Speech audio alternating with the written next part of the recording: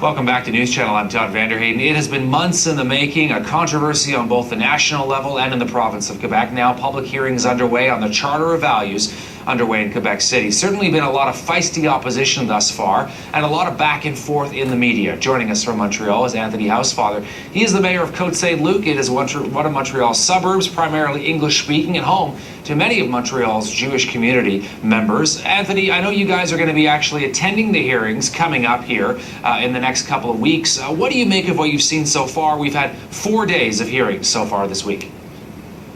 Well, the hearings are going in order of the date that you submitted the briefs. So the groups that are appearing are in no particular order, but it seems that Minister Dranville is intent on not revising the charter, and he's offering various excuses that seem pretty lame to me, such as an English-speaking group from the Eastern Townships, the Townshippers Association, presented and voiced concern about amending the Quebec Charter of Rights to note that the primacy of French was one of the rules under which you had to interpret rights. And the minister is arguing that doesn't impact rights for the English community, but it's very clear that saying that an interpretive clause, meaning all the rights in the charter are interpreted in light of French being prime, will mean reduced freedom of expression rights for non-francophones. So the minister is being a little coy, I think, and certainly it doesn't look like there's going to be harmonious discussions. Now, this man we're looking at, Bernard Dranville, is of course the minister responsible for this charter. He has said that his Parti Québécois minority government plans to go ahead regardless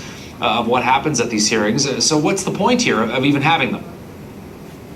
Well, the Liberals and CAQ are there, and the Liberals and CAQ are going to have to make sure that they vote against this charter in order to stop it from going through. The PQ can't make it happen on its own. I think these hearings are useful, if only for the perspective of allowing groups like ours. I represent the Association of Suburban Municipalities, which represents 13 cities on the island of Montreal with about 250,000 people. We're able to convey our arguments against the charter to all Quebecers and perhaps convince those in the French-speaking majority that think this is a good idea on the face of it, that it's not something that will actually make the state secular, but rather will take rights away, whether rights based on freedom of religion or freedom of expression, from all Quebecers, whether majority or minority. Talk to us a little bit about some of the developments this week. We see some opposition mounting again to this charter. For example, Quebec's Bar Association came out against it this week. Quebec's Human Rights Commission coming out against it. What do you make of that? Well, I think it's clear. The Bar Association rightly said, as we say in our brief, that this is a violation of the Canadian Charter of Rights and Freedoms. There are many provisions of the proposed Quebec Charter that violate the current Quebec Charter of Rights, which the PQ proposes to amend in the same law, and violates the federal charter, and also violates the International Covenant on Civil and Political Rights, to which Canada is a signatory. So the Bar Association is rightly saying what you're doing here is taking away individual rights, and in the name of the collectivity, the majority in Quebec that the PQ purports to represent, enforcing your views and your values on the entire society, which is very much against what is done in Canada or across North America. It's a very sad day because the PQ is actually taking and trying to reverse Supreme Court of Canada precedents on things like, Todd, as you know, there was a case where a Mountie was found to be allowed to wear a Sikh turban.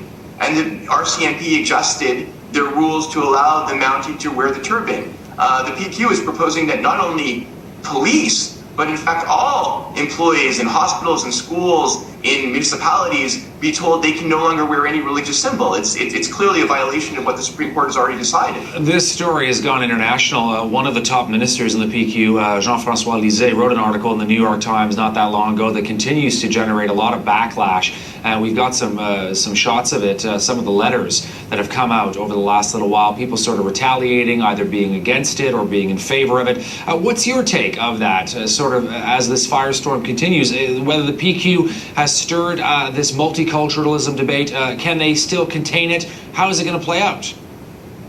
Well, I think there's two things. Number one, I think it's actually very laughable that the PQ is trying to say that they're following the footsteps of Thomas Jefferson by putting forward this charter. I think, you don't want to speak of the dead and say how they would react to something, but I think Thomas Jefferson would fall over dead if he saw his name associated with this charter, because the U.S. Constitution very clearly states the state shall establish no religion, meaning you have no one religion that the state enforces and makes an official religion, but it also says the state cannot prohibit the free exercise thereof. And this whole charter is to prohibit the free exercise of religion. So it certainly, to me, is contrary to what the PQ is saying. And what they've actually done is they've sanctioned bigotry in the province of Quebec. This charter, which solves a non-existent problem, I don't know of any state employee who's ever been complained about by trying to enforce their religion on someone else just because they wear a kippah or a hijab or a turban or a cross. The PQ is now telling everyone it's okay